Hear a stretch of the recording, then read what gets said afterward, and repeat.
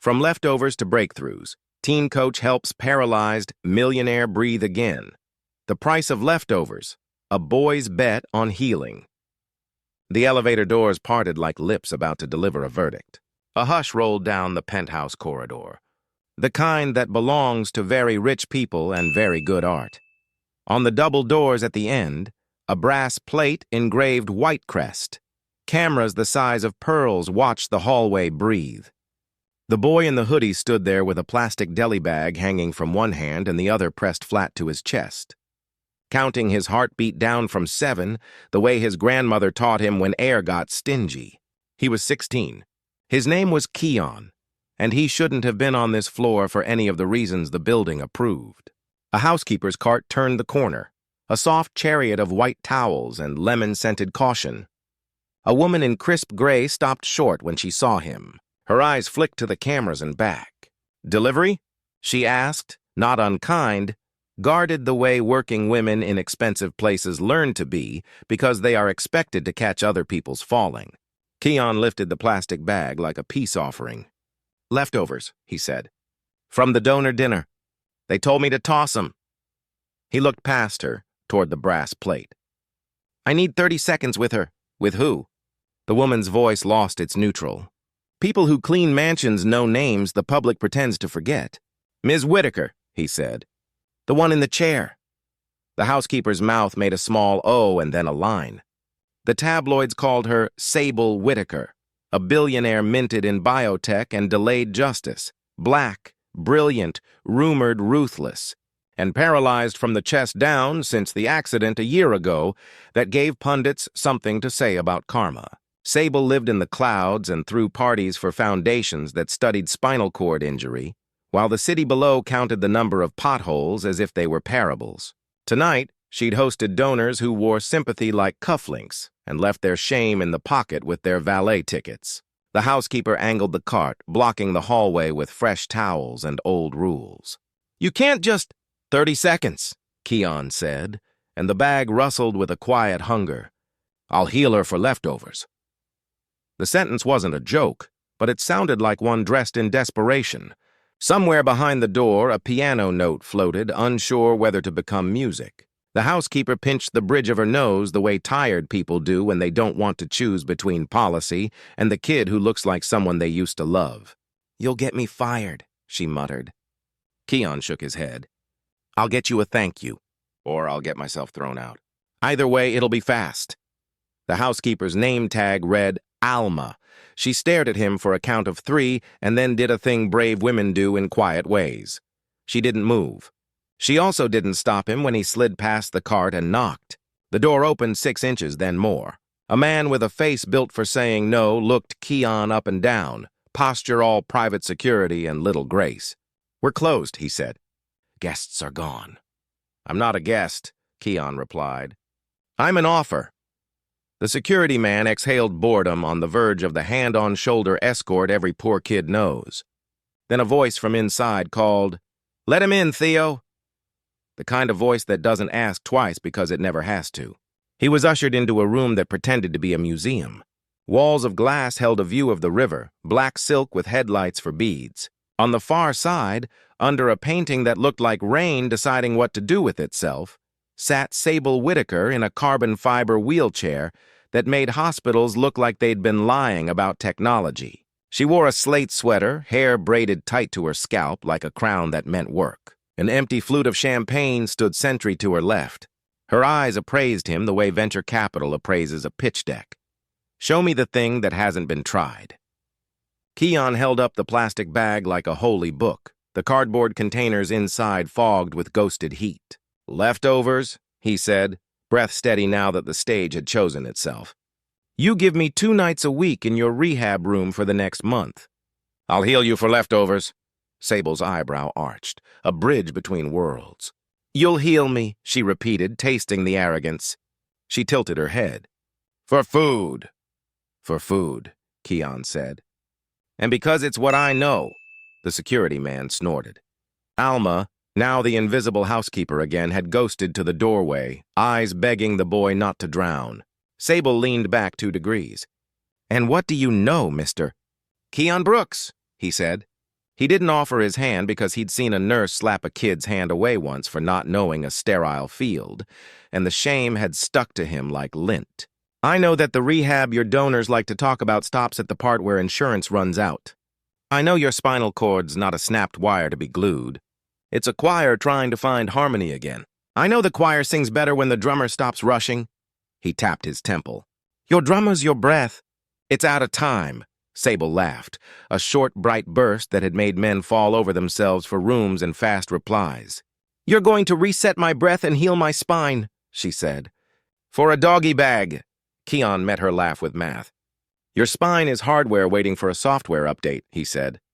I can't promise miracles. I can promise work, real work. I built a rig from bike tubes and a thrift store rowing machine that taught my uncle's arm to write again after a stroke. I've been following the breath work from Dr. DeFreitas, the one your friends dismissed because the trial wasn't glossy enough. You got a red cord system in your gym and a locomat downstairs being used like a museum piece. I've got drills that make red cord pay rent. Give me 8 sessions. If you feel nothing, I never come back. If you feel something, you keep feeding me leftovers until you fire me for being right. Theo took half a step like he was going to remove the boy for audacity. Sable lifted a finger and Theo returned to his silence. You think I haven't hired the best? She asked. I know you have, Keon said. I also know they don't live where the buses don't come, and they haven't spent 6 months reverse engineering a $1,000 therapy tool with $20 in stubbornness. They don't know what it means to practice when nobody claps. Sable's mouth curved like a closed door considering a crack. Show me something, she said. 30 seconds, Theo warned, timing his disdain. Keon set the bag gently on a marble console and moved to the space behind Sable's chair, respectful of the thin line where help becomes insult. I'm going to talk, he said. You'll feel it if I'm not lying. He took a breath in through his nose for a count of 5, out for 7. Your diaphragm's strong, he murmured. Intercostals are overprotective. Scalens are doing too much because they don't trust your belly. You breathe like the city, up here. He tapped his collarbone. I need your breath down where the nurses stopped looking. She should have thrown him out. She should have laughed him off her balcony and gone back to making donations that kept her a saint in headlines and a prisoner in her own body. Instead, Sable Whitaker did the most dangerous thing exceptionally rich people can do in rooms they control. She said, Go on. Keon Brooks grew up in an apartment that sounded like other people's radios. 3rd floor, no elevator, a hallway that learned the names of everyone's fights. His mother worked overnight at the rehab center, the kind of place insurance pays for until it loses interest. She came home smelling like rubbing alcohol and a patience that didn't always find him, but loved him more than his bad decisions ever scared her. His grandmother, Miss Ida, ran the home in daylight. A general with a wooden spoon scepter and a pillow fort theology, we protect this house by making soup and telling the truth. Keon spent his childhood in waiting rooms, ERs, social services, DMV, places where black patience is tested like it's a sport. He learned to watch bodies the way other kids watched cartoons, who leaned on what, which muscles lied when people said fine, the exact moment a man's back decided to become its own weather. He learned what Miss Ida called kitchen medicine, which is to say, why your cousin's sciatica hates that cheap mattress, how breath can trick a panic attack into forgetting the next verse, where to press when a migraine tries to win. At 12, he stole a busted treadmill from a curb and made it into a hand cycle with a borrowed bike chain and more tape than God intended. At 14, his Uncle Jared stroked, left arm a map of stubborn. Therapists came. They were good, many of them, but they were booked and tired and spoke in appointment lengths. Keon turned the living room into a gym with thrifted pulleys and the frame of a broken folding chair. He watched videos from PT accounts at the library until the librarian learned to bring him a charger instead of asking him to leave. He learned words like proprioception and neuroplasticity and then taught them to his uncle by putting them in sentences that felt like home. We're going to teach your elbow to remember what your fingers forgot. When Miss Ida died in spring, Keon found grief the way poor kids do, in the price of groceries and the silence that shows up in rooms that had always been loud. He ate more school lunches and fewer dinners. He got a job bussing tables at Whitaker Towers events through a staffing agency that treated employees like coats. Check in, check out, try not to stain anything. He learned the back of house routes before he learned the front desk's smile. He watched donors give to spinal cord research with one hand, while the other hand typed emails complaining about valet wait times. He carried plates of lamb lollipops past a wall of glass where the city looked like a promise nobody intended to keep for him. Sable Whitaker was a legend long before a truck kissed the wrong guardrail and took her standing with it. She'd scaled the biotech ladder 2 rungs at a time, making drugs that bullied cancer into shrinking and devices that taught bones to take themselves seriously. She was the kind of black woman capitalism loves to hold up as proof it is fair, an exception with receipts. Then the accident. Headlines made poetry out of punishment. Queen of Motion stopped cold. The chair became part of her brand. Interviews cut to B-roll of her hands, the only parts that moved like she wanted, caressing the wheels of technology she could afford because of technology she invented. She funded a foundation, cut ribbons, built a rehab suite in her penthouse that looked better than any hospital had a right to look.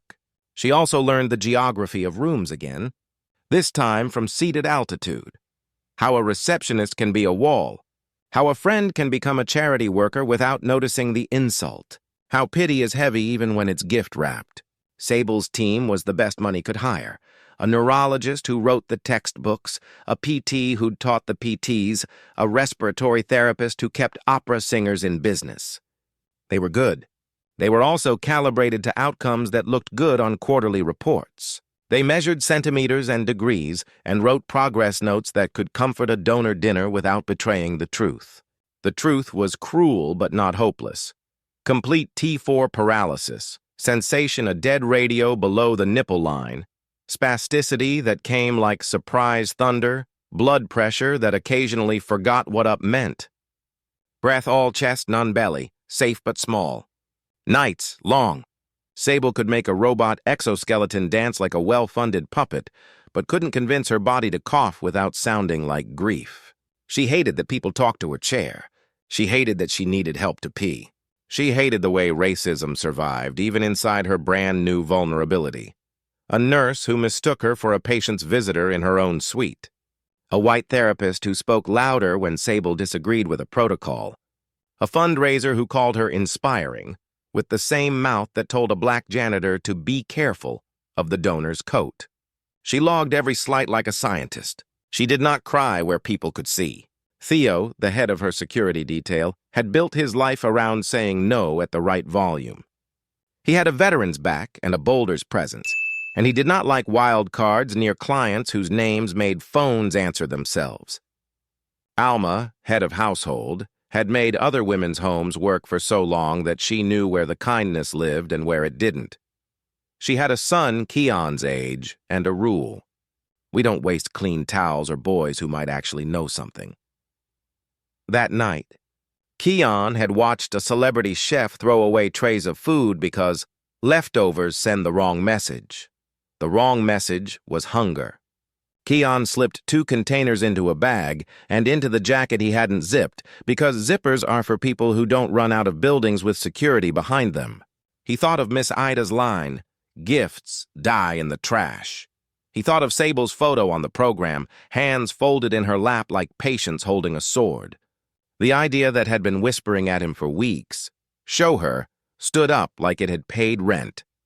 He rode the service elevator, counted 7 heartbeats, and knocked. The laugh had stung. But he'd planned for that, too. You plan for laughter when you grow up in a body people think is a punchline until it becomes a headline.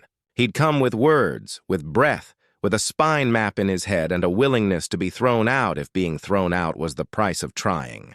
"Go on," Sable had said, and Keon did, because sometimes the only open door in the world is the one a tired woman leaves cracked to see what the wind will do. He didn't touch her. He sat on a low ottoman at a respectful angle and told her a story about a metronome. "When Miss Ida taught us to sing at church," he said, "she'd snap on the 2 and the 4. If we clapped on the 1 and 3, she'd say, 'You're trying to be God, stop it.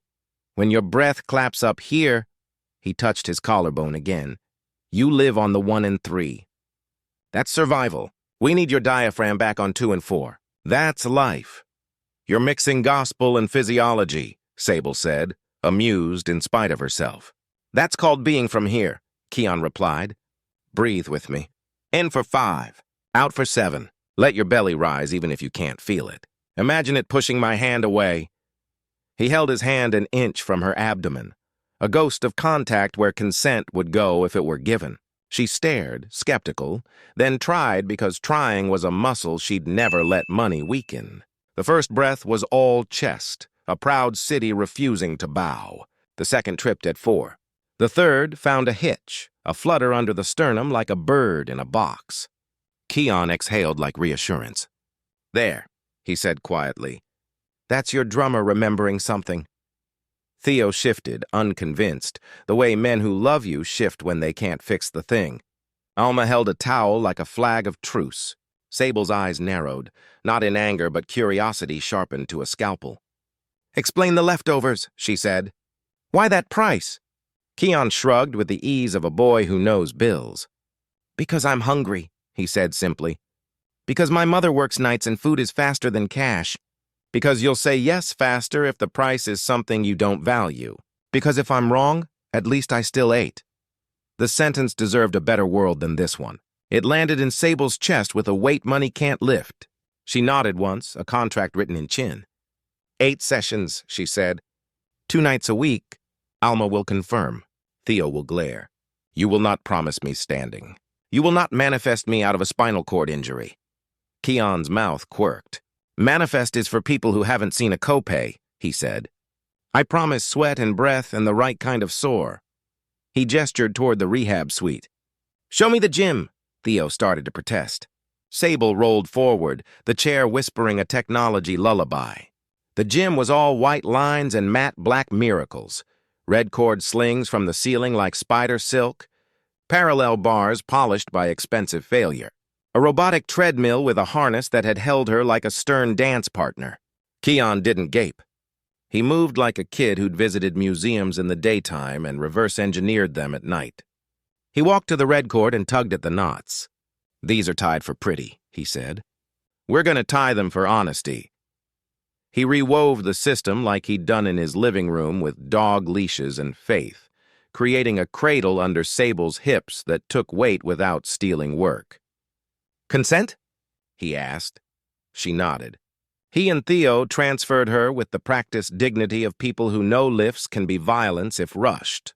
He attached straps to her thighs, knees, ankles, secure but not trapped. We're not tricking your body, he said. We're reminding it. He placed a folded towel under her lower ribs. Visualize this as a piston, he said. I'm going to press at the bottom of your exhale. You invite the inhale to arrive low. Theo bristled at the word press. Sable raised a hand. Fine. Keon pressed, gentle as a prayer. Sable inhaled, up top first, stubborn, then a drop, a bloom. Something moved below the line that had been border and law for a year. It wasn't sensation. It was effort remembered. Surprise flashed across her face, the way light looks when it hits a mirror that hasn't seen sun in a season. She didn't smile. She didn't give him the victory. She said, again, they worked for 20 minutes. No mystical music swelled, no standing montage, no magic sparkles of regained movement. There was breath and sweat and a tremor in Sable's left oblique that argued about joining the party, then RSVP'd maybe. There was Keon counting and shutting up in the right places. There was Alma watching, eyes wet for reasons she would not explain to anyone with a title. There was Theo, arms folded, learning the shape of his own humility. Enough, Sable finally said, voice calm over a body deciding if it was tired or awake. He nodded, unhooked her, and helped Theo transfer her back to the chair. He backed away like a mechanic who knows the engine has a new sound now and doesn't need applause to hear it. Tomorrow, she said. Wednesday, he countered gently. Rest is where the brain writes down what we did. The laugh returned, smaller, less weaponized. Fine, Wednesday. He turned to go. Theo blocked him just enough to remind the room who had keys. Where do you think you're going with my client's leftovers? He asked, pretending to be funny to cover the lesson he was learning. Keon reached for the bag. "Home," he said. "To eat." "Leave your phone number," Sable said. He did. She read the digits like she read numbers that moved markets. "Alma," she said, "refrigerate what's left in the bag and add 2 portions. We'll see if hunger makes him honest or sloppy." "Hunger makes people fast," Alma murmured. "Not sloppy." She looked at Keon like a woman who had mopped rooms after men with opinions and who liked this kid's audacity because it made a better mess. That week brought the Small Wars wealth hides, a board member suggesting Sable shouldn't squander energy on homebrew therapies, a neurologist who said breath work is complimentary, with the tone of a man who doesn't compliment anyone, a PR person who whispered optics as if that word were a god. Sable didn't fire anyone. She didn't fight, not at first. She watched. She let Keon show up Wednesday night with the humility of a kid who knows buses miss, and dignity has to sprint to catch up. He came wet from sleet with a rolled-up diagram of a diaphragm he'd drawn on butcher paper from the restaurant. He taped it to a mirror and embarrassed Theo by asking him to clap on 2 and 4. "You want to help?" Keon asked. "Here's your job. Set the tempo. She breathes to you." Theo did, looking ridiculous and, for the first time in his bodyguard life, useful in a way that didn't involve blocking bullets people fired with their eyes. On session 3, Sable's abdominal wall flickered. On session 4, her cough got louder. "Don't make that face," Keon warned when her pride tried to smother relief. Loud coughs keep people alive. On session 5, racism came to visit in the suit it prefers. Subtle. A white PT from Sable's official team stepped into the gym and said to Keon, "We already covered basic respiratory techniques in her acute phase." He smiled like a man who believes in syllabi more than outcomes. "Your enthusiasm is working," Sable finished, not looking at him. "Schedule the Locomat for Friday at 6. We'll need it after," the PT blinked. "After what?" "After I breathe like a choir again," Sable said, and the PT retreated because donors like lines like that, and he wanted to keep his job. That night, Keon ate pasta on the steps outside the tower because he was too jittery to ride the elevator yet, and because the air felt like the kind of cold that keeps heat honest. A man in a pea coat with a signet ring walked past and dropped $1 in Keon's lap without breaking stride. Keon didn't give it back. He wrote on it with a Sharpie, "For the bus you didn't notice," and used it at dawn. Session 6 was the one that made the building hold its breath. It wasn't supposed to be. It was a Tuesday with wind that slapped cheeks and a news cycle that wanted Sable to fund a scholarship for engineers who built wheelchairs that could climb stairs. Keon arrived early to rig the red cord differently. Lower anchor point, more lateral stability, towels folded just so under ribs and pelvis. He'd spent Saturday at the library watching a lecture from a Brazilian physio who turned mud huts into clinics and taught paralyzed men to relearn trunk control by making them laugh so hard their abs joined rebellion. "Don't," Sable warned when he told her about the laughter. "Don't you dare!" "I wouldn't," he promised, lying for the first time that month. Theo clapped 2 and 4, and something in the room synced to the beat. Alma humming in the doorway, the aquarium bubbles, the city's sirens miles away. Keon cued breath and press and the slow, patient invitation for the belly to be a drum again.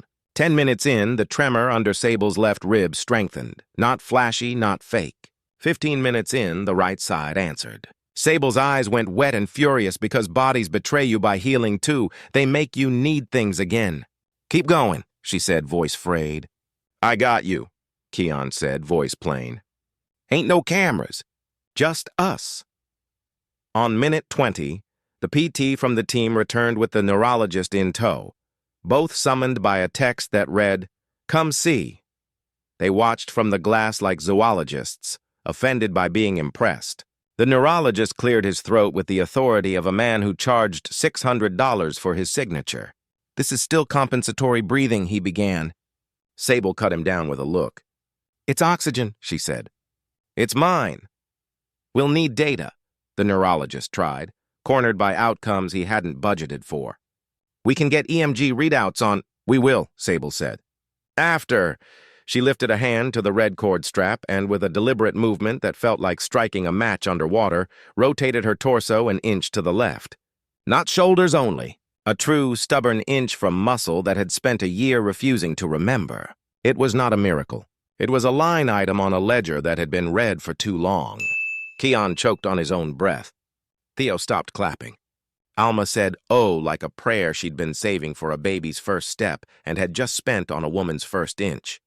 The PT whispered, "Holy," and then remembered donors and stopped.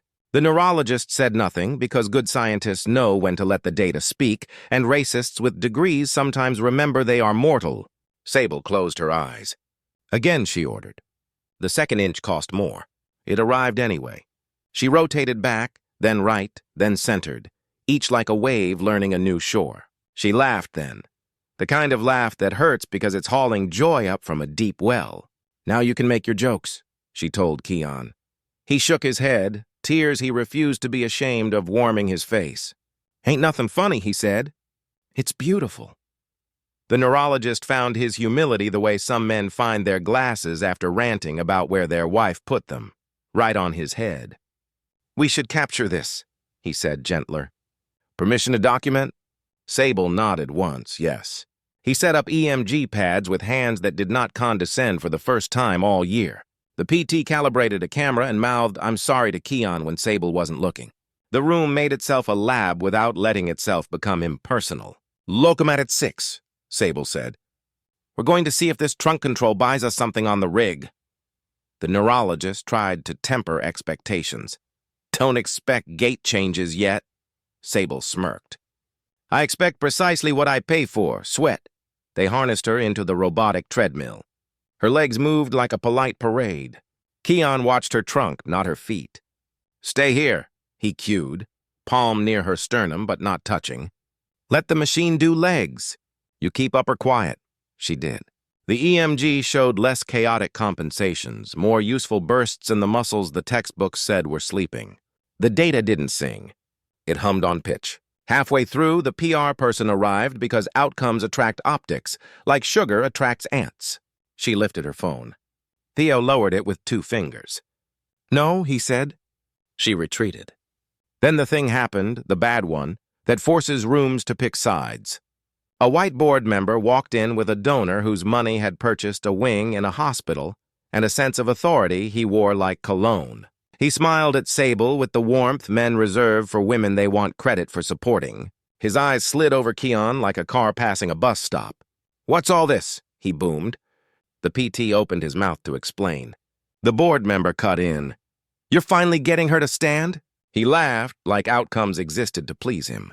Keon's jaw flexed. Sable kept her tone chilled. "We're doing breath-led trunk activation ahead of robotic gate," she said. "Keon devised the prep." "Keon who?" the donor asked, gaze still skipping. Sable's mouth sharpened. "Keon Brooks," she said. "My coach," the donor chuckled. "Coach," he repeated, a man trying a new curse word. "From where?" "From the part of the city where buses are late but ideas aren't," Keon said, not looking at him, fingers on the red cord knot he'd tied to mark today's rig. The donor shifted, unused to being refused. "Well," he said, "this is all very inspiring." The word sat on the floor like gum. "But for liability, we should make sure certified staff are the ones." Theo stepped forward. "He's with Ms. Whitaker," he said. "By her instruction." The donor's eyes slid to Theo and corrected themselves. Some men still understand when not to pick a fight. He retreated to a corner, pulled out his phone, and started crafting a post that would try to put himself in this story. Sable looked at Keon, at Alma, at Theo, at the neurologist, at the PT, at the camera that would later become a clip in a training that would change more rooms than this one. "Stop the machine," she said. The locomat quieted. The room waited. "I am writing a new protocol," she announced, voice level and terrifying because it was organized. "It's called Breath Before Bars. We will test it with EMG and O2 sat. We will pay Keon as consultant at scale, not as charity and leftovers. We will film sessions for internal use. We will publish if results hold. We will not post anything tonight." She turned to Keon. "And we will honor our original contract. Leave with leftovers." Keon swallowed hard because dignity is heavy when you haven't had much practice lifting it. "Yes, ma'am," he said. The donor at the corner smirked. "Cute," he said. "From bus stop to biotech." Sable rolled toward him the way a ship rolls toward a smaller vessel that forgot who the sea loves. "From arrogance to exit," she replied. "Theo will show you the door." Theo smiled without teeth. The donor left with a face that would become a policy somewhere else, but not here. The next month changed rooms beyond the penthouse. Breath Before Bars got a whiteboard and then a binder, and then a calendar slot that pushed PR meetings to afternoons where they belonged. The neurologist became a scientist again, not a brand appendage. He taught residents to clap on 2 and 4 because data had humbled him into rhythm. The PT apologized properly to Keon. No excuses, just a sentence. "I thought my degree made me see. It made me blind to who else could." Keon shrugged like forgiveness was another muscle. He used it carefully so it wouldn't strain. Alma ran the household with the same precision, but now with the quiet joy of watching a woman remember her body's first language. Theo learned to count in time for purposes other than surveillance. He also learned where to stand to block donors' cameras and not progress. EMGs multiplied. O2 sats improved. Spasticity spikes shortened. Sable's trunk obeyed orders when asked politely with breath instead of yelled at by effort. She did not stand. She did not walk. She did something harder. She felt less like a hostage in her own ribs. She slept without panicking twice in 1 week and then 3. She cursed less at mornings. She smiled in ways that weren't made for donors. On a Tuesday that smelled like rain deciding, Sable called a staff meeting. "We're adjusting titles," she said. "Andre, Red Cord Tech, becomes lead breath coach. Dr. Walcott, neurology, becomes PI on our internal protocol, with Keon as co-author if and only if he wants to be. Alma, household, gets a stipend for the caregiving training she's been giving new staff without being paid for it. Theo, security, add session captain twice a week because if you clap off beat again, I will sell your hands on the internet." Laughter rinsed the room. Money shifted in quiet ways that mattered. Keon took a modest consultant fee that looked like wealth to him and like shoelaces to the tower. He took it because Miss Ida would have boxed his ears if he hadn't, and because paying black boys market rate for brilliance shouldn't depend on miracles. He still took leftovers, by request now, because food still tasted like fairness when it came home warm. Word got out the way truth does, sideways. A nurse told a cousin who told a barber who told a pastor who texted 3 kids who built their own rigs in basements across town. The community rehab center where Keon's mother worked asked him to run a Saturday class. He said yes if the class included caregivers and if nobody said inspiring. They said fine if the class didn't replace paid PT. He said of course. He wasn't here to strip jobs. He was here to make medicine listen to the places it pretended not to hear. One morning, Sable took Keon to the roof. The river looked less like a divide and more like a path. "When I laughed that first night," she said, "I heard myself from before money. I didn't like her." Keon squinted into the wind. "Rich don't make you mean," he said. "It makes you loud." "People confuse the two." She considered it, then nodded. "I hired you for leftovers," she said. "We're done with that." "You invoice like a man," he grinned. "I've been a man," he said, "but I'll take your money." They both laughed, the kind that doesn't owe anyone else context. The board pushed back a little, as boards do, worried about unvetted methods. Sable wrote them a letter that made a case and a promise. "You hired me for outcomes. This is one. You didn't hire me to keep the machine looking pretty." The board quieted because their jobs enjoyed the shelter of her name and because the data, while early, wasn't a fairy tale. The racist residue on the team didn't vanish with a protocol. One night, a visiting specialist referred to Keon as the helper, and Sable said, the coach, without bothering to turn it into a teachable moment. Another night, a journalist tried to make a story about street smarts meet science, and Sable agreed only if the piece foregrounded the literature Keon was pulling from. The Brazilian lectures, the breathwork pioneers who'd been ignored because their fonts weren't posh. The journalist balked at too technical. Sable said, "Then we're not talking." The piece never ran. They didn't care. Enough people knew. On session 8, the original contracts last night, Keon arrived with hot sauce and a shirt ironed badly. "Graduation," he said. "For you or me?" Sable asked. "Both," he said. He ran the session like a man closing a circle. Steady breath, measured presses, jokes weaponized only against discouragement. At the end, Sable reached into her sweater pocket and slid a small velvet box across the mat. Keon flinched as if it might be jewelry he'd have to refuse. He opened it to find a brass clicker, the kind Miss Ida had used in choir rehearsals, etched with 2 words, "On to." "For coaching," Sable said. "For when rooms forget the beat." Keon clicked it twice. The sound landed in the ribs of the room and stayed. He took the leftovers that night because rituals matter, even when you can afford dinner now. He took the elevator down and saw himself in the mirrored walls, tired, taller than he remembered, old enough not to apologize to his own reflection. In the lobby, a valet who used to ignore him nodded like they worked the same shift. Outside, the city breathed low for once, 2 and 4, and the buses came on time as if rhythm could fix timetables. It couldn't, but maybe it could fix people while they waited. If you'd been Keon at the door, would you have asked for money or for leftovers? And why? If you'd been Sable in the chair, which laugh would you listen to? The one that protects pride or the one that makes space for a new inch? If you lead a team, what's your breath before bars, the quiet, foundational work you keep skipping for optics? If this story moved you, share it with someone who thinks skill only lives in labs. Then pick one rule in your space and rewrite it so dignity can exhale. Pay lived expertise, measure what matters, and clap on 2 and 4.